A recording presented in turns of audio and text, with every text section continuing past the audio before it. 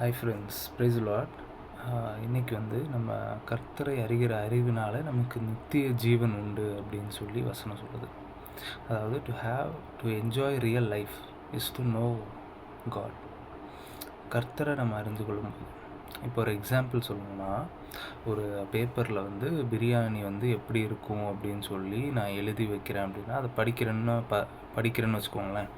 இப்போ பிரியாணி ரொம்ப டேஸ்டான உணவு, பிரியாணி வேறு எந்த சாப்பாட்டுக்கும் ஈடு இணை கிடையாது, அந்த அளவுக்கு டேஸ்ட்டாக இருக்கும், அதில் பீஸ் எல்லாம் போட்டு சாப்பிடும்போது அட்டகாசமாக இருக்கும்.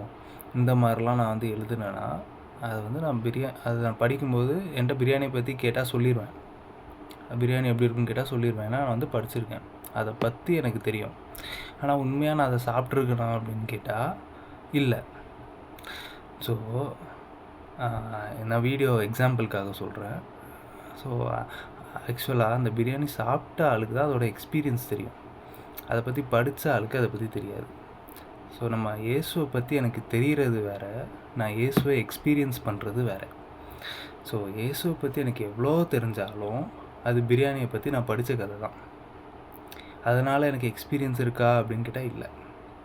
ஸோ நான் உங்களை என்ன என்கரேஜ் பண்ண விரும்புகிறேன் அப்படின்னா, இயேசுவை பற்றி நீங்கள் தெரிஞ்சுக்கிறத விட ஒவ்வொரு நாளும் நீங்கள் அவரை எக்ஸ்பீரியன்ஸ் பண்ண ஆரம்பிச்சிங்கன்னா உங்கள் லைஃப் ரொம்ப பிளெஸ்ஸிங்காக இருக்கும். ஸோ அந்த பிளெஸ்ஸிங்கை உங்கள்கிட்டேருந்து யாராலையும் எடுக்க முடியாது.